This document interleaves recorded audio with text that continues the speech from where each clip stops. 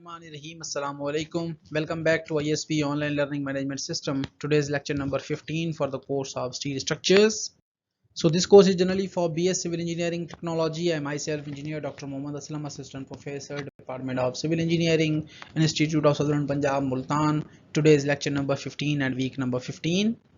So in our today's lecture we are going to discuss about design of beam column joints के जहाँ पे steel structure में हम beam columns इकट्ठे provide करते हैं या कोई जंक्शन डेवलप होता है या कोई जॉइंट डेवलप होता है, उस केस के अंदर हम बीम कॉलम को जो है एज अ क्यूमुलेटिव मेंबर्स किस तरह से कंसीडर करते हैं, उनको आज हमने डिस्कस करना है।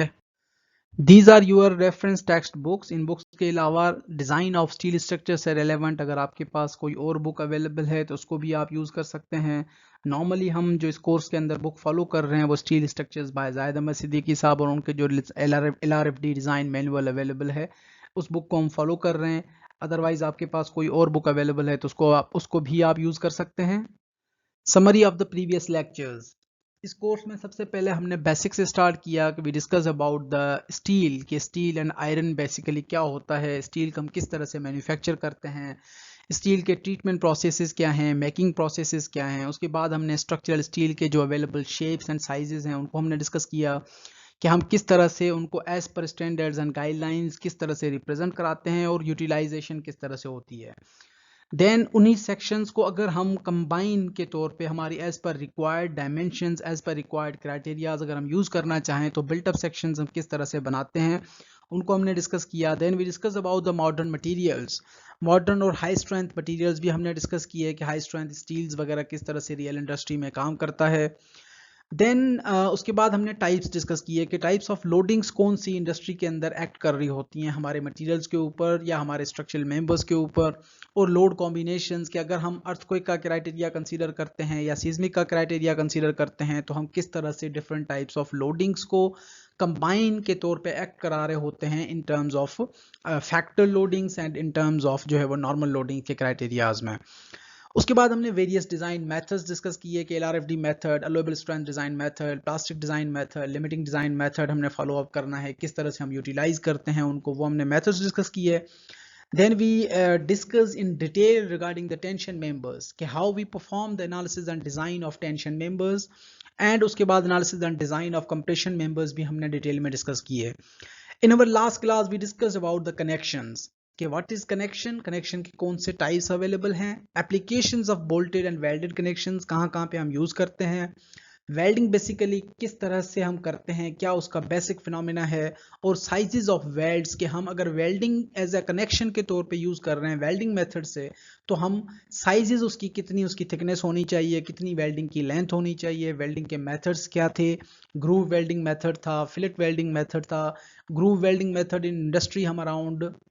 15% तक पूरी दुनिया जो है वो इसको यूज़ करती है, और फिलेट वेल्डिंग मेथड जो है वो अराउंड 80% तक पूरी दुनिया के अंदर यूज़ होता है। And then we discuss in detail regarding the design procedure for welded truss connections के वेल्डेड ट्रस कनेक्शंस जब हम फॉलो करते हैं या डिज़ाइन करते हैं रियल इंडस्ट्री के अंदर तो हम उसका डिज़ाइन प्रोसीजर किस तरह से फॉलो अप करते हैं या किस तरह से हम तमाम मेंबर्स को एज अ कम्युलेटिवली ट्रीट कर रहे होते हैं, कौन से फोर्सेस हैं, कौन सी स्ट्रेसेस हैं, उनको किस तरह से हमने कंसीडर करना है। So coming back to the topic, we have beam columns. So beam columns are structural members that are subjected to a combination of bending and axial stresses कि those members जो कि columns और beams होते हैं वो cumulatively दोनों ही stresses को combine में face कर रहे होते हैं such as axial stresses and bending stresses। कि अब जब हम बात करते हैं सिंपली मेंबर्स की या इंडिविजुअल मेंबर्स की तो कॉलम हमारे हमेशा एज अ कंप्रेशन मेंबर कहलाते हैं जिनके ऊपर हम एक्सियल लोड्स वगैरह अप्लाई करते हैं, और बीम्स जो हैं वो बेंडिंग वगैरह के लिए यूज़ होते हैं जहाँ पे टेंसाइल स्ट्रेसेस वगैरह भी अप्लाई होती हैं, और बेंडिंग या जो आपकी फ्लेक्सुरल स्ट्रेसेस हैं वो वहाँ पे अप्लाई हो रही होती हैं। तो यहाँ पे जब हमने दोनों मेंबर्स को कंबाइन कर दिया तो कंबाइन होने की वजह से दोनों के मेंबर्स के ऊपर इंडिविजुअली जो कंबाइन या कॉम्बिनेशन ऑफ स्ट्रेसेस जो हैं एक्सियल एंड बेंडिंग एक्ट कर रही होती हैं। So the structural behavior resembles simultaneously to that of a beam and a column कि अगर हम जब individually consider करते हैं तो वहाँ पे bending और जो आपके पास axial stresses हैं वो अलग तरीके से act कर रही होती हैं, लेकिन जब हम उनको combine treat करते हैं तो एक ही वक्त के ऊपर दोनों जो चीज़ें हैं वो दोनों मेंबर्स के अंदर एक्सियल और कंप्रेशन या एक्सियल और बेंडिंग जो है वो एक साथ एक्ट कर रही होती हैं.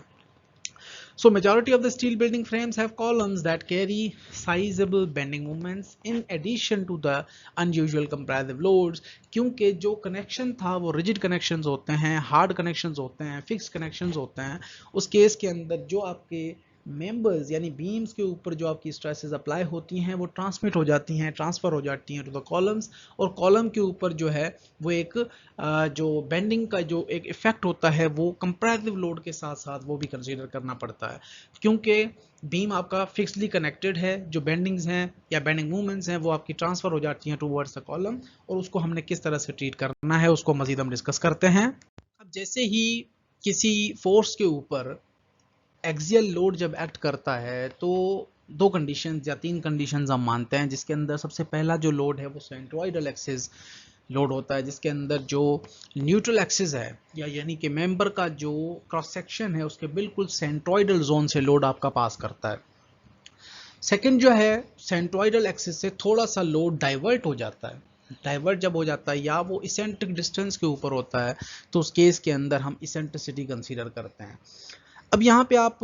फिगर बी जो है उसको आप देख सकते हैं कि जैसे ही हमने एक सेंट्रोइडल लोड अप्लाई कराया तो स्टील के मेंबर के अंदर इनिशियल क्रुकनेस आती है, जिसकी वजह से हम कंसीडर करते हैं कि लेट सपोज मेंबर जो है वो सेंट्रल जोन के अंदर थोड़ा सा डिफ्लेक्ट हो जाता है. तो सेंट्रल जोन में अगर इनिशियल क्रुकनेस की वजह से मेंबर थोड़ा सा डाइवर्ट है या स्ट्रेसेस थोड़ी सी डाइवर्ट हो जाती हैं, उस केस के अंदर हम एक सर्टेन इसेंट्रिसिटी डिस्टेंस वहाँ कंसीडर करते हैं. लेकिन एक कोई ऐसा मेंबर है जिसके ऊपर जब बीम और कॉलम जो कनेक्ट हुए हैं, कनेक्ट होने की वजह से जो उनका सेंट्रोइडल लोड है वो बजाय कॉलम के सेंट्रोइडल एक्सिस पे एक्ट होने के एक सर्टेन इसेंट्रिक डिस्टेंस के ऊपर एक्ट होता है, तो उस केस के अंदर हम उस इसेंट्रिक लोड की वजह से यानी लोड इनटू परपेंडिकुलर डिस्टेंस हम मेजर करते हैं या कैलकुलेट करते हैं मूवमेंट्स, और इन्हीं मूवमेंट्स की वजह से हम जो है मजीद जो है वो कैलकुलेशंस वगैरह कंसीडर कर रहे होते हैं. तो जो इसेंट्रिसिटी है उसका रोल किस तरह से रोल प्ले होता है कॉलम्स के अंदर, कॉलम जॉइंट्स के अंदर, बीम्स के अंदर, वहाँ पे यहाँ पे आप डायग्राम्स के अंदर देख सकते हैं कि आउट ऑफ प्लम जो है यानी कि सेंट्रोइडल एक्सिस से लोड जो है वो सर्टेन डिस्टेंस के ऊपर है, जिसकी वजह से इसेंट्रिसिटी कंसीडर होती है, और eccentricity into perpendicular distance will be considered as a moment. So furthermore we have it's almost impossible to erect the columns perfectly vertical and center loads exactly on the columns. कि ये impossible है कि कोई भी member या column जो है वो किसी भी स्ट्रक्चरल एलिमेंट का लोड जो है वो vertically exactly on the centroidal axis act हो और जिसकी वजह से इसेंट्रिसिटी जनरेट ना हो सके. तो ये तो इम्पॉसिबल बात है. So columns may have a initial crookedness also, or either in other case they have some flaws with the result that the lateral bending is also produced. कि अगर कॉलम के अंदर या मेंबर के अंदर कोई इनिशियल crookedness है, initial residual stresses है मेंबर के अंदर, जिसकी वजह से मेंबर जो है सेंटर के ऊपर एक सर्टेन इसेंट्रिसिटी जनरेट होती है और लोड जो है वो इजीली ट्रांसमिट नहीं होता, उस केस के अंदर भी हम फ्लेक्सुरल बेंडिंग या लेटरल बेंडिंग को कंसीडर करते हैं. However, in some cases, crane beams parallel to the columns line and other perpendicular beams rest on brackets projecting out from the columns. This produces high value of bending moments. कि जैसे आपकी cranes हैं, crane का जो load है जैसे आप उठाते हो हाई राइज बिल्डिंग्स के लिए टॉप पे क्रेन्स लगी हुई होती हैं, लोड जो है वो उसके ज़रिए से ट्रांसमिट किया जाता है. तो जो कॉलम आपका कनेक्टेड है, कॉलम के साथ जो बीम कनेक्टेड है जिसके ज़रिए से लोड उठाया जा रहा है, वो जितना ही आपका बीम की लेंथ और लोड की जो कैरिंग कैपेसिटी है वो बढ़ती जाती है डिस्टेंस के हिसाब से, उसी हिसाब से ज़ाहिर है बेंडिंग मोमेंट्स और जो है वो आपकी हायर जो इसेंट्रिसिटी बढ़ जाती है, जिसकी वजह से लोड कैरिंग कैपेसिटी जो है उस मेंबर की सिग्निफिकेंटली अफेक्ट होती है और मेंबर के ऊपर डायरेक्टली जो है वो हाई बेंडिंग मोमेंट्स जनरेट होती हैं. So wind and other lateral loads act within the column height and produce bending. Sometimes जो है वो horizontal stresses, wind और seismic intensities वगैरह भी अप्लाई होती हैं मेंबर के अंदर, तो उसकी वजह से जो है एक बेंडिंग मोमेंट की ज़्यादा प्रोड्यूस होने के चांसेस होते हैं। The bending moments from the beams are transfer to the columns if the conditions are rigid, कि अगर मेंबर जो है वो रिजिडली कनेक्टेड है तो बीम के ऊपर जो भी स्ट्रेसेस एक्ट करेंगी वो सारी की सारी ट्रांसमिट हो जाएगी towards the column. So for that purpose we have a controlling design factor second order effect, जिसके अंदर हम सेकंड ऑर्डर इफेक्ट को कंसीडर करते हैं, डिजाइन के अंदर थोड़ी सी मॉडिफिकेशंस करते हैं। The elastic analysis carried out to calculate deflection and member forces for the given loads is called first order analysis. यानी सेकंड ऑर्डर एनालिसिस जो हम अप्लाई करते हैं तो उसके लिए जो पहले एनालिसिस होती है हमारी या फर्स्ट ऑर्डर एनालिसिस जो है उसके अंदर हम इलास्टिक एनालिसिस मेथड को अज्यूम करते हैं, यूज करते हैं, जिसकी वजह से हम एनालिसिस करते हैं मेंबर के फोर्सेस की, डिफ्लेक्शंस कैलकुलेट करते हैं, लोड्स कैलकुलेट करते हैं, उसके बाद जो है वो फर्स्ट ऑर्डर एनालिसिस कंप्लीट होती है। लेकिन जो सेकंड ऑर्डर इफेक्ट्स हैं वो किस तरह से कंसीडर होते हैं उनको मजीद आगे डिस्कस करते हैं। So the high axial load present in the column combined with this elastic reflection produces extra bending moment in the column as shown in figure 5.2, कि अगर फॉर एग्जांपल आपका एक्सियल लोड एक सर्टेन हायर क्वांटिटी का axial load एक certain distance के ऊपर जब act करता है मेंबर के अंदर और इलास्टिक रिफ्लेक्शन वगैरह जो हम combined elastic reflection with the bending moment हम जब कंसीडर करते हैं कॉलम के अंदर, तो उसका एक मैकेनिज्म या उसकी एक जो रिजल्टिंग जनरेट जो होती है या रिजल्ट जो हमें अपीयर हो रहा होता है वो किस तरह से हम फिगर के अंदर मजीद आगे डिस्कस करेंगे। So the analysis of a structure including this extra movement is called second order effect. के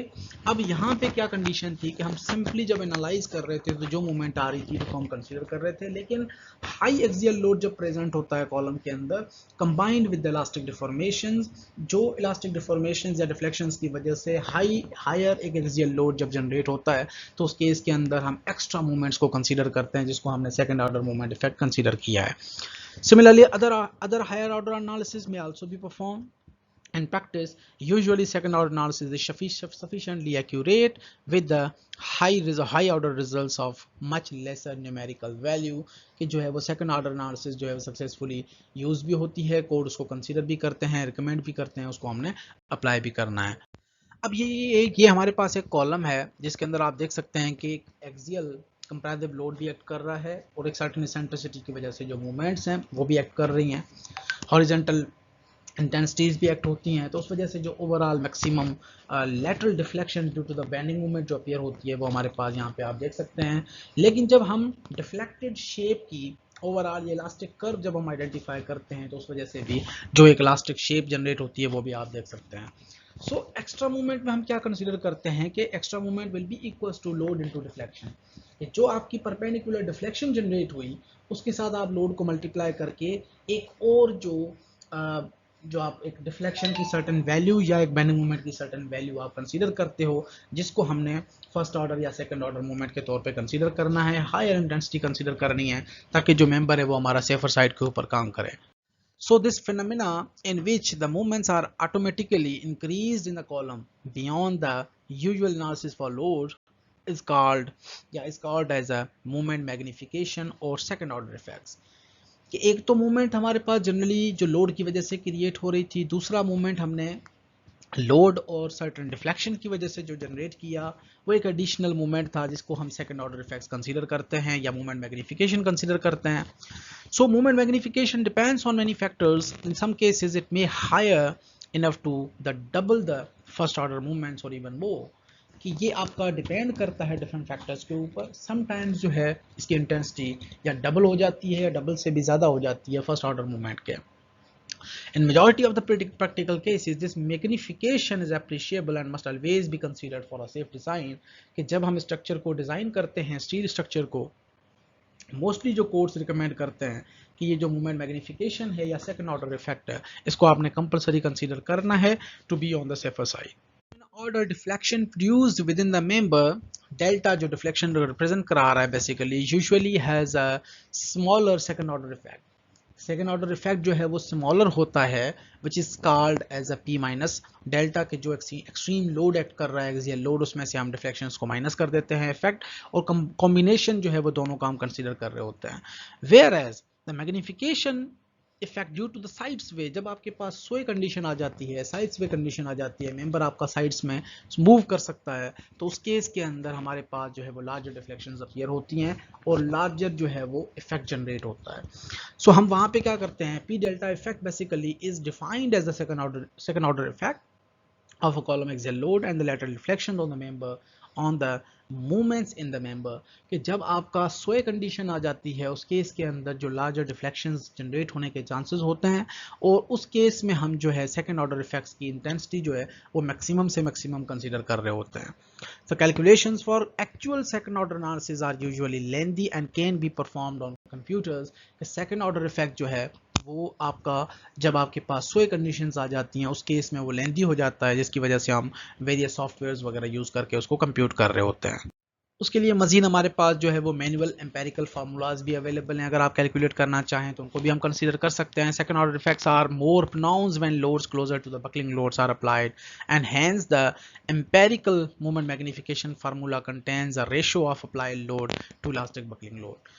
उसके बाद जो है वो the factored apply load in all cases lesser than 75% of the elastic critical buckling load but is kept much lesser than this limiting value. Sometimes जो है वो जो ओवरऑल फैक्टर लोड कंसीडर हो रहा होता है उसको हम 75% से कम कंसीडर करते हैं ताकि हमारा जो स्ट्रक्चर है वो मजीद सेफर साइड के ऊपर चला जाए।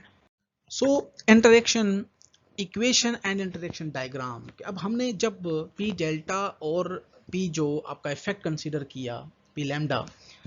and P delta effect consider किया, lambda basically was a deflection due to flexural loading या due to bending loading, जिसकी वजह से मेंबर जो है वो आपका डिफ्लेक्ट होता है एट द सेंट्रोइडल जोन और इलास्टिक एक शेप जनरेट करता है। लेकिन जो डेल्टा था वो डेल्टा बेसिकली सोए कंडीशन है जिसके अंदर आपके विंड फोर्सेस आ गए, सीस्मिक फोर्सेस आ गए, हॉरिजॉन्टल प्रेशर की वजह से पूरा मेंबर जो है वो वन साइड के ऊपर डिफ्लेक्ट होना स्टार्ट करता है। तो उस केस के अंदर यहाँ पे आप देख सकते हैं कि पी डेल्टा इफेक्ट जो है वो किस तरह से हम कंसीडर करते हैं। यहाँ पे पी तो सेंट्रोइडल लोडिंग है और delta basically is a horizontal movement of the member, जिसको हम हॉरिजॉन्टल एक अनब्रेस्ड कंडीशन के अंदर, सोए कंडीशन के अंदर मेंबर जो है वो कितना डिफ्लेक्ट होता है, उस कंडीशन को हम कंबाइंड स्ट्रेसेस के तौर पे कंसीडर करते हैं at any point in a member subjected to a bending and direct stresses. अब यहाँ पे इस एक्स्ट्रा मूवमेंट का बेसिकली जो इफेक्ट है वो क्या कंसीडर होता है कि जो आपका एक्सियल लोड है उसको आप एक वर्टिकल या एक हॉरिजॉन्टल ओवरऑल डिस्प्लेसमेंट या overall movement of the member, जिसको हम डेल्टा से रिप्रेजेंट करा रहे हैं, उसका जब आप इफेक्ट कंसीडर करते हो it will be considered as a P delta effect. उसके लिए हमारे पास जो डायरेक्ट स्ट्रेसेस है that will be equals to load over area plus minus movement into y is the cross section depth over the moment of inertia plus minus myx over iy, यानी कि x axis direction के अंदर भी moment of inertia consider कर रहे हैं और y axis direction के अंदर भी मोमेंट ऑफ इनर्शिया कंसीडर कर रहे हैं। तो यहाँ से हमें कंबाइंड इफेक्ट जो है वो डायरेक्ट स्ट्रेसेस का और बेंडिंग का एज अ कंपोजिट या एज अ कम्युलेटिव जो है वो जनरेट होता है। उसके बाद मजीद हम चेक अप्लाई करते हैं कि जो हमारे पास सेफर डिज़ाइन है उसके लिए maximum compressive stresses must not exceed the allowable stresses. Allowable stresses जो हैं उससे आपके मैक्सिमम जो कंप्रेसिव स्ट्रेसेस हैं वो कम होनी चाहिए ताकि आपका स्ट्रक्चर जो है वो सेफर साइड के ऊपर रहे। अब अलोएबल या मैक्सिमम कंप्रेसिव स्ट्रेसेस क्या थी, stress is equals to load over area plus minus movement in X axis into cross sectional depth overall divided by inertia, moment of inertia in X axis. अब दोनों में से आप वाई एक्सिस वाला भी consider कर सकते हैं, should be less than equals to allowable stresses. Allowable stresses हमारे पास किस तरह से हम फाइंड आउट करते हैं, load over area into force allowable या force allowable stresses plus moment in X direction divided by S sectional depth into in X axis basically, और अगेन अलोएबल स्ट्रेसेस आ जाती हैं plus M Y over section modulus जो है Y direction के अंदर F, यानी कि allowable stresses again should be less than equals to 1, कि अलोएबल स्ट्रेसेस जो है वो हमारी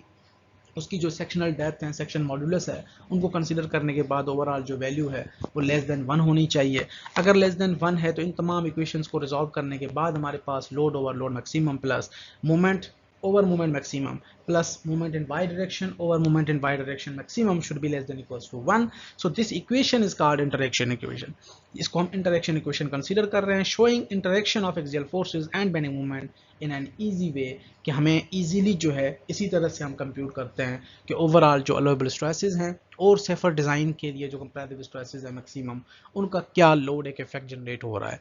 So further, if this equation is plotted against the various terms selected on the different axes, कि अगर आप यही इक्वेशन प्लॉट करते हैं x axis and y axis के हिसाब से, तो एक इंटरेक्शन कर्व या इंटरेक्शन सरफेस जो जनरेट होता है वो यहाँ पे हमारे पास नज़र आ रहा है. किस तरह से हम जनरेट करते हैं कि 0 0 एक्सिस और कोई भी आपने 2 और 3 टर्म्स इक्वेशंस जो है वो उसके पैरामीटर्स कंसीडर करके अगर आप प्लॉट करते हैं तो टिपिकल इंटरेक्शन कर्व जो है फॉर सरफेस इंटरेक्शन सरफेस और फॉर इंटरेक्शन कर्व जो है वो रिप्रेजेंट किस तरह से होता है यहाँ पे हम देख सकते हैं. उसके बाद मजीद हमारे पास P R basically is the required axial compressive strength है, जिसको हम P U L R F D condition के अंदर कंसीडर करते हैं. P C basically is the axial या अवेलेबल एक्सियल कंपैरेटिव स्ट्रेंथ, जिसको हम फाइंड आउट कर सकते हैं फाई इंटू पी एन, यानी कि फाई सी फैक्टर जो है वो एल आर एफ डी के अंदर हम 0.9 कंसीडर कर रहे होते हैं जो स्ट्रेंथ रिडक्शन फैक्टर है बेसिकली. और उसके बाद जो है P N over omega C omega basically is 1.67 into allowable strength design method. उसके बाद जो है हमारे पास एम आर है रिक्वायर्ड फ्लेक्सुरल स्ट्रेंथ, जिसको हम अल्टीमेट मूवमेंट के तौर पे कंसीडर करते हैं L R F D condition के अंदर. और M C basically is the axial comparative movement, जिसको हम अवेलेबल फ्लेक्सुरल स्ट्रेंथ कंसीडर करते हैं. और अगेन जो 5b या ओमेगा बी बेसिकली जो है वो 0.9 एंड 1.67 कंसीडर होते हैं एल आर एफ डी और अलोएबल स्ट्रेंथ डिजाइन मेथड्स के लिए. So, उसके बाद हमारे पास है AISC interaction equations. The following interaction equations are applicable for doubly and singly symmetric members. कि अगर doubly symmetric members हैं या singly symmetric members हैं तो उनके लिए हम equations कौन सी यूज़ करते हैं. सबसे पहला जो चेक हम अप्लाई करते हैं that is basically जो आपकी allowable stresses हैं और actual जो member की capacity है, अगर उनका जो ratio है वो आपका ultimate capacity और अलोएबल कैपेसिटी दोनों का रेशो जो है वो मोर देन इक्वल्स टू 0.2 आता है, तो उस केस के अंदर हम इक्वेशन जो प्रोसीड करते हैं वो आपको यहाँ पे नज़र आ रही है P R over P C plus 8/9 into movement, जो कि आपकी basically allowable movement divided by जो आपकी ultimate capacity movement in X axis and in Y axis दोनों हम कंसीडर करते हैं. और अगर ये वाला रेशो जो है वो लेस देन इक्वल्स टू 1 आता है तो उस केस में ये इक्वेशन जो है वो एप्लीकेबल है, अदरवाइज जो है हम इसको मजीद मॉडिफाई करते हैं. सो अगर हमारे पास जो पी आर और पी सी का जो रेशो है वो लेस देन 0.2 आता है सिंपली, तो उस केस के अंदर हम axial load is lesser, beam action is dominant and the applicable equation basically जो है वो हमारी चेंज हो जाती है और ये वाली इक्वेशन हम कंसीडर करते हैं जिसके अंदर जो रेशोज हैं वो less than equals to 1 consider होते हैं. उसके बाद हमारे पास जो है वो मूवमेंट एडजस्टमेंट फैक्टर्स आ जाते हैं, जिसके अंदर हम ये फैक्टर्स जो हैं वो बेसिकली डिपेंड कर रहे होते हैं सोए कंडीशंस के अंदर और नॉन सोए कंडीशंस के अंदर. C M X axis factor and C M Y axis factor दोनों को हम मूवमेंट एडजस्टमेंट फैक्टर कंसीडर करते हैं और इनकी जो वैल्यूज़ हैं वो ऑलरेडी आपको वकास सामने पिछले लेक्चर्स के अंदर एक्सप्लेन कर दी होंगी. उसके बाद हमारे पास है for रीस्ट्रेन compression members in frame braced against joint translation, कि जॉइंट्स यानी नोर साइड्स पे है ब्रेस्ड है, उस कंडीशन के अंदर जो हम सीएम की वैल्यू यूज़ करते हैं मॉडिफिकेशन फैक्टर की value CM that will be equals to 0.6 minus 0.4 divide by into m1 over m2. जो m1 और m2 हैं basically smaller end movements and the larger end movements हैं. और अगर m1 और ओवर m2 का जो रेशो है वो पॉजिटिव आता है तो उस केस के अंदर हम रिवर्स कर्वेचर कंसीडर करते हैं, यानी कि जो हमारा मेंबर है उसके अंदर जो बेंडिंग अपीयर होती है वो डबल कर्वेचर अपीयर होती है. इवन अगर ये वैल्यू जो है m1 ओवर m2 की नेगेटिव आती है तो उस केस के अंदर हम सिंगल कर्वेचर कंसीडर करते हैं. ये हमारे पास सिंगल कर्वेचर और डबल कर्वेचर के जो है वो डायग्राम्स वगैरह भी आप देख सकते हैं, जिसके इसके अंदर हमारे पास m1 और m2 का जो रेशियो है वो अगर पॉजिटिव आता है तो उस केस के अंदर हम रिवर्स कर्वेचर और डबल कर्वेचर कंसीडर करते हैं. अगर रेशियो जो है वो नेगेटिव आता है तो उस केस के अंदर हम सिंगल कर्वेचर कंसीडर करते हैं. So when transverse load is applied between the suppose but और सोए इज प्रिवेंटेड, यानी साइड स्वे जो है वो हम अलो नहीं करते और मेंबर्स जो हैं वो रिस्ट्रेंड एंड्स हैं तो उसके इसके अंदर सीएम जो फैक्टर है वो हमारे पास हो जाता है 0.85. और अगर मेंबर जो है वो अनरिस्ट्रेंड कंडीशंस हैं तो सीएम की वैल्यू जो है वो हम 1 कंसीडर करते हैं. इसी तरह से हमारे पास जो है वो फ्रेम बीम कॉलम्स के लिए के की जो वैल्यूज़ हैं वो भी डिपेंडेंट हो रही होती हैं। के की वैल्यू 1.2 से 1.5 के दरमियान हम अज्यूम करते हैं। अगर जो है वो साइड्स वेज परमिटेड कि अगर आप सोए कंडीशन को अलो करते हो और पार्शली एंड फिक्स्ड एंड्स हैं, यानी कि पार्शली फिक्स्ड मेंबर है जिसके अंदर थोड़ी सी साइड्स वे जो है वो हम अलो करते हैं, तो उस केस के अंदर के की जो वैल्यूज़ हैं 1.2 से 1.5 के दरमियान वेरी होती हैं। और अगर जो है वो साइड्स वेज प्रिवेंटेड, अगर आप कंप्लीटली उसको साइड्स वे को स्टॉप कर देते हो यानी ब्रेस्ड कंडीशन है, तो उस केस के अंदर हम के की वैल्यू जो है वो 1 कंसीडर करते हैं। उसके बाद हम moment magnification factors B1 and B2 choose करते हैं, जो कि एम्पेरिकल एस्टिमेशन के लिए हम एज अ मैग्निफिकेशन फैक्टर के तौर पे हम यूज़ करते हैं। सो नॉर्मली जो है ये कॉलम के मोमेंट्स के दरमियान या कॉलम की जब मोमेंट्स अपीयर होती हैं उसी दौरान जो है वो सेकंड ऑर्डर मोमेंट्स वगैरह के इफेक्ट को कंसीडर किया जाता है। These are separately calculated for sway and और लेटर ट्रांसलेशन केस और for the non sway condition के दोनों कंडीशंस के लिए, सोए कंडीशन है या नॉन सोए कंडीशन है, ब्रेस्ड है या अनब्रेस्ड है, उसी हिसाब से जो है वो उस फ्रेम को ट्रीट किया जाता है और दोनों के लिए हम कंडीशंस को जो है वो सेपरेटली ट्रीट करते हैं। जिस केस में जो है वो ट्रांसलेशन केस है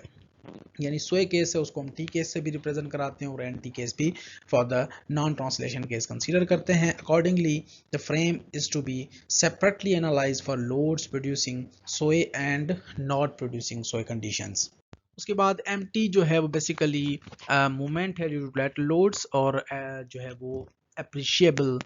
लेटरल ट्रांसलेशन जहाँ पे अपीयर होती है, यानी कि जो हमारे पास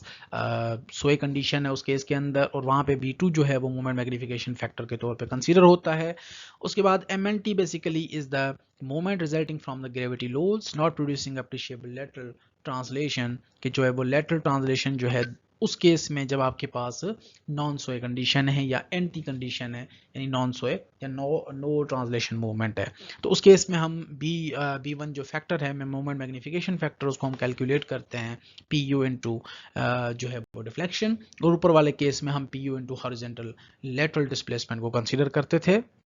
इसी तरह से हमारे पास जो है वो total required magnified flexural strength जो है वो किस तरह से हम कैलकुलेट करते हैं, रिक्वायर्ड जो है मैग्नीफाइड एक्सियल स्ट्रेंथ हम किस तरह से कैलकुलेट करते हैं, फिर नॉन सोए मैग्नीफिकेशन फैक्टर जो है वो हमारे पास B1 आ जाता है CM/1 माइनस अल्फा PR/PEL, जो कि 1 जो कि जिसकी वैल्यू जो है वो इक्वल टू 1 और लेस मोर देन 1 होनी चाहिए। और प्रीवियस इक्वेशन के अंदर जो अल्फा फार्मूलाज हैं, अल्फा जो है वो LRFD कंडीशन के लिए हम 1 यूज़ करते हैं और ASD के लिए 1.60 यूज़ करते हैं। उसके बाद यूलर बकलिंग लोड जो है उसको हम किस तरह से आइडेंटिफाई करते हैं, pi square EI/K1L whole square. उसके बाद K1 जो है वो इफेक्टिव लेंथ फैक्टर है, उसको हम किस तरह से कैलकुलेट करते हैं। तो ये हमारे पास एक बेसिक थ्योरेटिकल बैकग्राउंड था कि हम मूवमेंट जो मैग्निफिकेशन फैक्टर है बीम कॉलम कंडीशंस के अंदर किस तरह से अज्यूम करते हैं। उसके लिए हमारे पास जो है वो लेक्चर्स कनेक्टेड हैं, कुछ थ्योरी के अंदर डिटेल्स डिस्कस करनी है, कुछ लैब के अंदर आप ऑलरेडी पढ़ आए हो, तो यहाँ पे जो है वो हमारे पास लेक्चर खत्म होता है। इसके बाद मजीद जो नेक्स्ट लेक्चर है उसके अंदर हम थोड़ी सी इसका डिज़ाइन एग्जाम्पल्स वगैरह को डिस्कस करेंगे। So that's all for today. Thank you very much.